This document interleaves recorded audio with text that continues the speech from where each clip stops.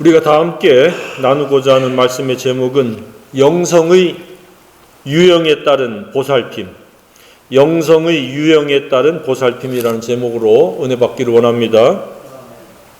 속으로 생각하든지 아니면 겉으로 표현해서 말로 하든지 사람의 유형을 평소에 어떻게 나누며 살고 있습니까? 과거에 그런 영화 제목이 떠오릅니다. 본 적은 없습니다. 좋은 놈, 나쁜 놈, 이상한 놈. 아마 그 영화의 작가는 세상의 사람들의 유형을 그런 세 가지의 유형으로 봤기 때문에 그런 제목과 함께 그런 유형을 나누고 있지 않는가 하는 생각을 해보게 됩니다. 대부분 사람들은 자기 나름의 관점과 기준에 따라서 사람들의 유형을 분류합니다. 그리고 그것을 가까운 지인들하고도 나누기도 하고 아니면 속으로 생각하기도 합니다. 굉장히 고지식하고 까다로운 유형의 어른들이라면 젊은 애들을 싹수가 있다 없다, 싸가지가 있다 없다로 나눕니다. 또 굉장히 정적인 사람들 같으면 사람들의 성격에 따라서 또 이렇게 분류를 하기도 합니다. 급하다, 차분하다. 자기하고 동질적이다, 동질적이지 않다, 이타적이다. 다르다. 가장 많이 회자되는 게 외향적이다, 내성적이다. 또 사람에 따라서 따뜻하다, 차갑다. 나에게 우호적이고 나에게 유익한 사람이다, 나에게 적대적이고 나에게 유해하거나 무익한 사람이다. 이런 식으로 사람들의 유형을 구분하고 판단하면서 관계를 맺어가고 있습니다. 최근에는 진로 및 상담학이 대단히 많이 발전해서 기질과 성향을 파악하는 MBTI라는 그 분석 기법도 있습니다. 그래서 웬만한 현대인들은 다 MBTI 그 분석에 의해 가지고 자기가 뭐 S형이다, 무슨 형이다, 다 웬만큼 파악을 하고 있습니다. 또는 지도자형이다, 조력자형이다, 이렇게 성향들을 파악하고 있습니다. 그런데 그런 것들은 거의 전부가 혼의 잠재력에 근거한 것들입니다. 성격과 기질, 성향이 바로 어떠한가? 잠재된 영적인 것이 아닌 혼적인 영역을 다루는 것이 그러한 그 조사 기법입니다. 물론 참고할 필요성은 있습니다. 내가 어떤 기질과 유형의 사람인가. 그러나 그것은 혼적인 영역에서의 필요한 부분이지 영적인 것과는 별개입니다. 그것들을 통해서 영적인 유형을 판단할 수는 없습니다. 그래서 그것을 참고로 하면 사회생활이나 경제활동에 약간의 도움이나 참고사항이 될 수 있습니다. 그러나 사람에게는 비교할 수 없는 가장 중요한 영의 영역이 있습니다. 이 영의 영역에 대해서는 분석할 수 있는 그 기법이 별로 없습니다.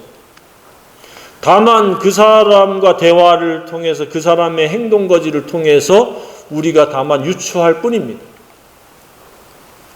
영의 어떠함, 영의 유형, 이것을 분별할 수 있는 그 지혜가 있다라고 하면 그 사람은 상당한 영성의 사람입니다.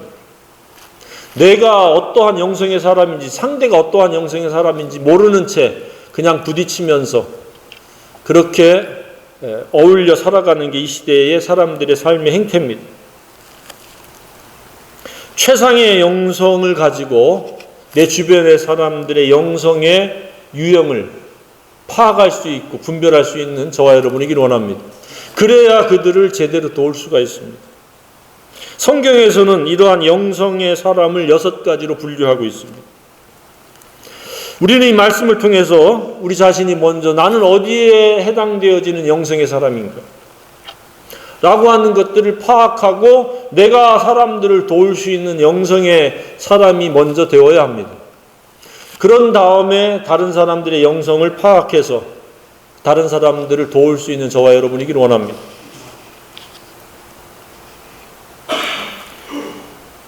그 첫 번째 영성은 우리가 마땅히 도달해야 되고 우리가 갖춰야 될 영성입니다. 그것은 강하고 지극히 담대한 건강한 영성입니다. 모세에게서부터 이 지도력을 이양받은 여호수아에게 하나님이 요구하셨던 영성이 바로 이 강하고 극히 담대한 영성입니다. 당시의 시대에 여호수아에게만 필요한 것이 아니라 현대를 살아가는 오늘날 왕같은 제사장인 저와 여러분에게 필요한 영성이 강하고 극히 담대한 영성인 줄로 믿습니다. 그런 영성을 반드시 갖춰야 됩니다. 그렇지 않으면 우리 자신도 사탄에 의해서 휘둘릴 수밖에 없습니다. 사탄과 싸우느라고 정신 못 차리고 다른 사람을 결코 도울 수 있는 여력이 없습니다. 강하고 극히 담대한 영성의 사람이 되어야 합니다. 그리고 그것이 계속되어야 합니다. 잠시 잠깐 넘어졌을지라도 속히 일어나서 강하고 극히 담대한 영성의 사람이 되어야 합니다. 그랬을 때에 저와 여러분들은 다른 사람들을 도울 수 있습니다. 세울 수 있습니다. 앞으로 열거될 나머지 6사람의 영성의 사람들을 우리가 분별하고 도울 수 있는 영성도 우리 자신이 극히 강하고 담대하면 그렇지 못한 사람들이 보이기 시작합니다. 깨달아지게 됩니다. 아, 저 사람의 영성이 어떠한 상태구나. 그래서 내가 어떻게 그에게 다가가서 어떻게 도와야 될 건지를 우리가 알 수가 있습니다. 그리고 그에게 맞는 영적인 필요들을 제공해 줄 수 있습니다. 강하고 담대한 이 건강한 영성의 사람은 결코 태어나는 것이 아닙니다. 철저하게 하나님께서 빚으시고 훈련하셔서 어느 날 그가 그런 영성의 사람이 되어진다는 사실입니다. 여호수아도 철저하게 영성 관리를 하는 그 훈련을 통해서 그런 지극히 강하고 담대한 영성의 사람으로 세워진 줄로 믿습니다. 하늘에서 뚝 떨어진 것도 아니요 땅에서 어느 날 갑자기 솟아난 것이 아닙니다. 다른 사람들은 다 흩어졌을 때 모세까지도 떠나갔지만 회막에 앉아서 하나님과의 그 영적인 관계를 접촉을 계속했던 사람이 바로 여호수아입니다. 영성의 사람, 강한 영성의 사람은 이처럼 저절로 되어지지 않습니다. 말씀에 붙잡힌 사람이요 말씀을 주야로 묵상하는 사람이 어느 날 극히 강하고 담대한 영성이요 그렇지 못한 영성의 사람들을 도울 수 있는 사람이 되어진다는 사실을 우리가 깨달아야 됩니다. 적당히 하나님의 존재를 인정하는 것, 아는 것으로는 강하고 담대한 영성이 될 수가 없습니다. 그리고 건강한 영성의 생활을 할 수가 없습니다. 과거나 현재나 안타까운 것은 하나님의 존재에 대해서는 인정을 하지만 강하고 담대한 영성으로 자신도 행복하고 행복하지 못한 사람들을 행복하도록 도울 수 있는 사람은 극히 제한적이라는 사실입니다. 에스겔 시대의 하나님의 유감은 무엇입니까? 눈을 씻고 보아도 제대로 된 강하고 담대한 건강한 영성의 사람이 거의 없었다는 사실입니다. 지금 에스겔서 33장은 바로 그러한 배경에서 에스겔을 통해서 한탄하시며 권면하시는 말씀입니다. 제발 너희들이 좀 강하고 담대한 영성의 사람으로 세워져서 그렇지 못한 사람들을 도울 수 있으면 참 좋겠다 라고 하는 것이 하나님의 말씀입니다. 이 시대도 동일하다고 생각이 되어집니다. 강하고 담대한 사탄 마귀를 언제든지 이길 수 있는 그 승리하는 영성의 사람은 극히 적습니다. 그냥 지지멸멸 폐단병처럼 살아가는 영성의 사람들이 너무 많다라고 하는 생각은 아마 틀린 것이 아니라고 여겨집니다. 당시의 이스라엘의 목자들은 겨우 자기 자신만 챙기는 나약하고 이기적인 영성의 사람들이었던 것 같습니다. 도무지 다른 유약한 영성의 사람들을 돌볼 만한 그러한 준비된 영성이 아니었으리라고 추측을 해볼 수 있습니다. 왜 그렇게 됐을까요?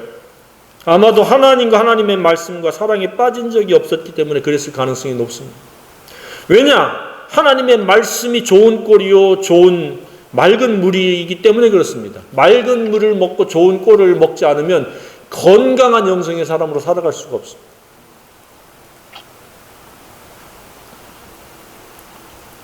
오늘날 성도는 예수 그리스도의 대리 목자들입니다. 하나님의 동역자들이기도 합니다.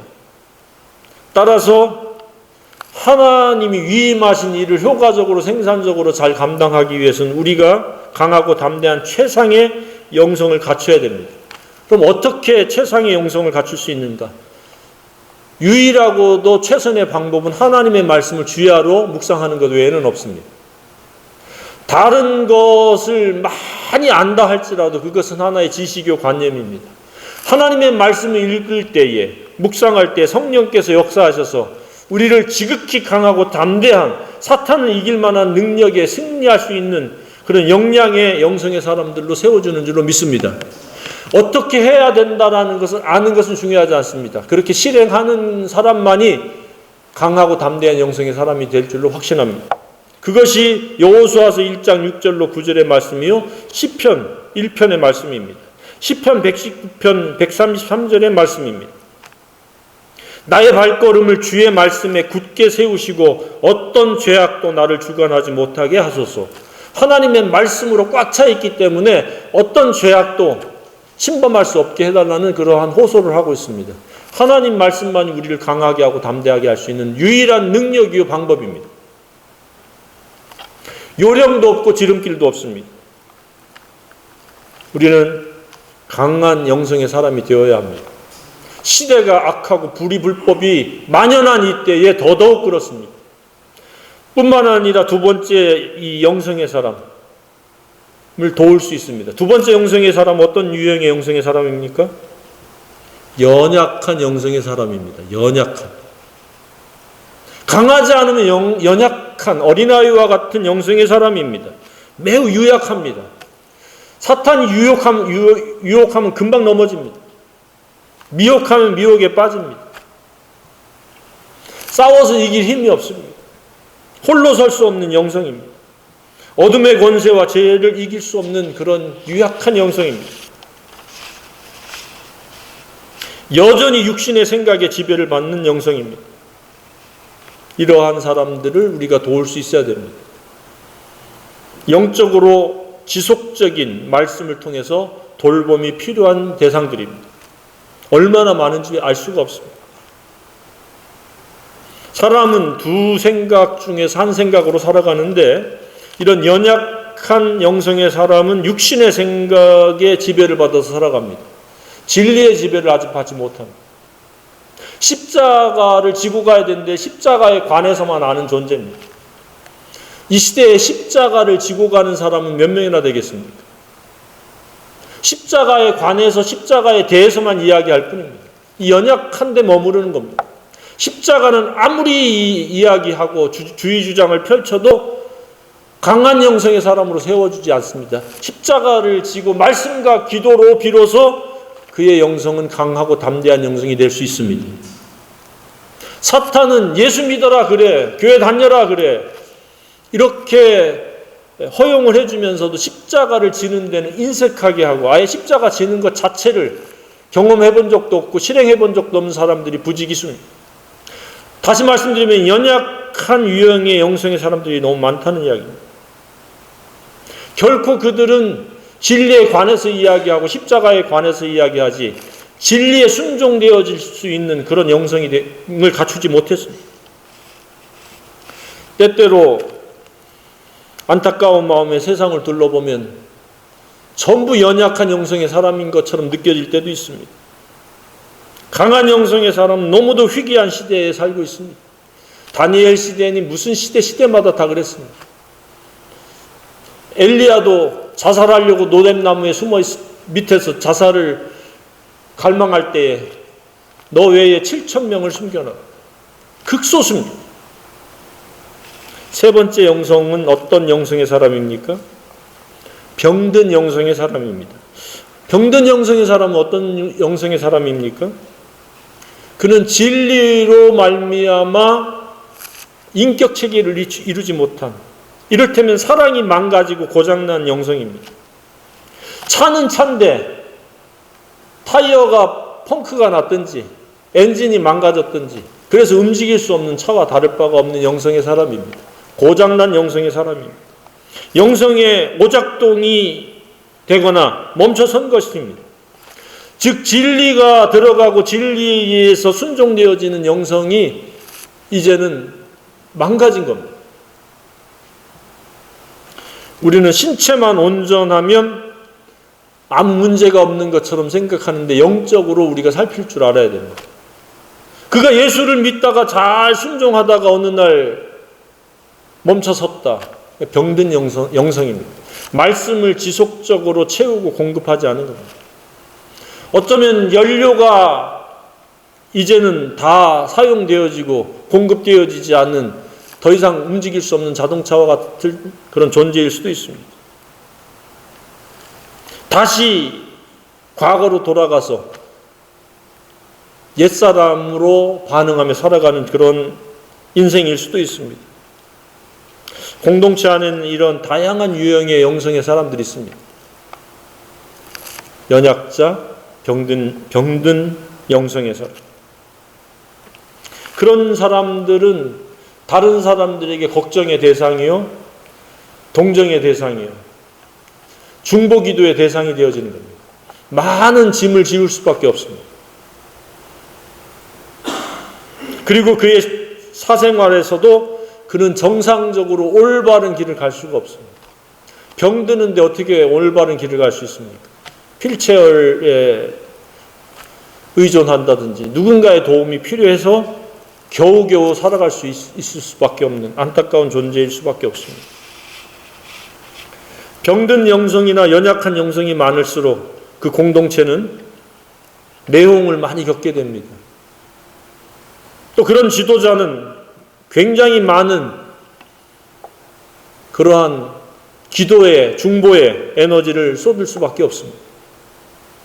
반면에 건강한 영성의 사람들이 많을수록 복음의 확장성은 굉장히 생산적이고 효율성이 높아지리라고 생각이 되어집니다.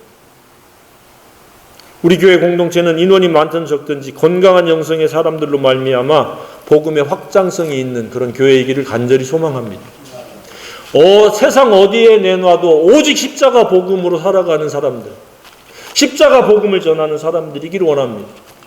십자가 복음으로 만족하고 기뻐하고 즐거워하고 행복하고 감사하고 찬양하면서 그 십자가를 모르는 사람들에게 십자가를 알게 하고 십자가를 지게 하고 그 십자가가 품격이 되어지고 십자가가 품행이 되어지고 십자가를 공유하는 십자가 복음과 함께 더불어 살고 십자가 복음과 함께 유종의 미를 거둘 수 있는 모든 지인이요 친척들이요 하나님께서 관계를 맺게 해주신 그런 대상들이기를 원합니다. 네 번째는 어떤 영성의 사람들이 있습니까? 상처 입은 영성의 사람들이 있습니다. 더 이상 진리의 방패가 없는, 사단이 쏘는 불화살을 그대로 맞을 수밖에 없는, 사탄이 던져주는 생각을 그냥 고스란히 받을 수밖에 없는 그러한 요새도 없고 산성도 없고 방패도 없는 그러한 영성의 사람들이 상처 입은 영성의 사람들입니다. 그냥 쏘는 족족, 공격하는 족족 그냥 당할 수밖에 없는 영성의 사람입니다. 만신창이가 될 가능성이 높습니다. 그래서 그 입에서 나올 수 있는 것은 장탄식의 탄식이요 슬픔의 눈물밖에 없는 그런 영성의 사람이 될 가능성이 높습니다. 진리로 무장해서 사탄이 쏘면은 불화살을 척척 막아내고 오히려 진리의 칼로 그들을 휘두를 수 있는 그런 강한 영성의 사람이 되면 좋으련만 전혀 무방비 상태입니다. 그래서 사탄이 다른 사람들을 통해서 무슨 부정적인 말을 하면은 금방 상처받아, 금방 낙심되어 버리고 불안에 빠지고 내면 세계의 어떠함은 곧 정신과 육체의 어떠함으로 곧바로 연결되어집니다. 계속 불화살을 맞다가 보면 나중에는 신체의 질병도 유발될 수도 있습니다. 우리가 우리 주변을 살펴보면 거의 대부분의 사람들이 이러한 연약을 계속 내버려두면 병들 수 있고 병들다 보면 상처받을 수 있고 상처받다 보면 다섯 번째 영성의 사람으로 나아갈 수 있습니다. 어떤 영성의 사람입니까? 방황하는 영성의 사람. 방황하는. 이제 완전히 진리에서 벗어나서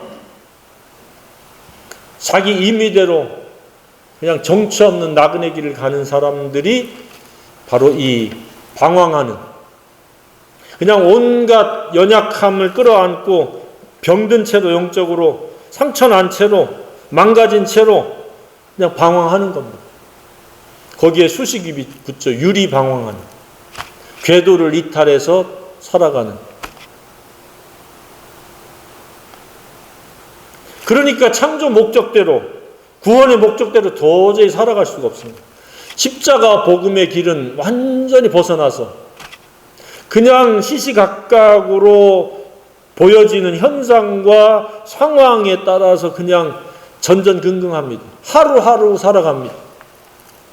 그래서 어떤 날은 좀 괜찮은 듯 하다가 또 그 다음 날은 전혀 그렇지 않은 그러한 유형의 삶을 살아갑니다. 그러니까 매 순간순간 시시각각 변하는 것에서 조정을 받듯이, 영향을 받듯이 살아갑니다. 초월할 수가 없습니다. 왜? 진리가 없기 때문에. 유리방황의 특징은 이와 같이 순간순간의 현상에 휘둘릴 수밖에 없고, 더 나아가서 하나님의 의도하신 목적을 잃어버린 채 살아가기 때문에 정처 없는 나그네 길이 되어집니다. 저와 여러분은 순례의 길이 되어야 됩니다. 복음으로 말미암아 걸어가는 길은 순례의 길입니다. 많은 그리스도인들이 안타깝게 순례의 길이 아닌 정처 없는 나그네 길을 세상 사람들과 같이 살아가는 경우가 혹 있습니다. 우리는 철저하게 순례의 길을 가야 됩니다. 방황과는 전혀 거리가 멀어야 됩니다. 방황자의 특징은 뭐냐? 정욕에 의해서, 자랑에 의해서 살아갑니다. 욕심에 의해서 살아갑니다. 그렇기 때문에 그의 삶은 더러울 수밖에 없고 악할 수밖에 없습니다. 결코 거룩할 수가 없습니다. 방황하는 영성의 특징은 거룩과 동떨어진 영성입니다. 낭패한 영성이요, 회개할 영성입니다. 그를 지배하는 것은 순간의 욕심이요, 정욕이요, 자랑입니다. 저와 여러분은 욕심과 정욕과 자랑이 아닌 십자가 때문에 멈추기도 하고 십자가 때문에 가기도 하고 십자가 때문에 인간관계를 이어가기도 하고 단절하기도 하는 저와 여러분이길 원합니다.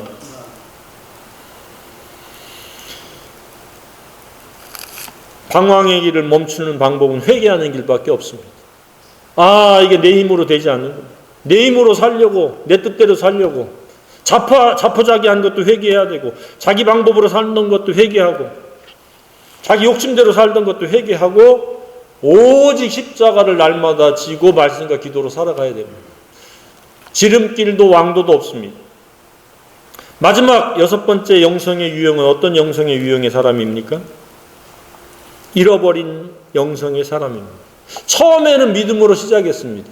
그래서 어린아이로 자라다가 그냥 그것마저도 완전히 다 잃어버린, 진리를 잃어버리고 사랑을 잃어버리고 삶의 목적을 잃어버린,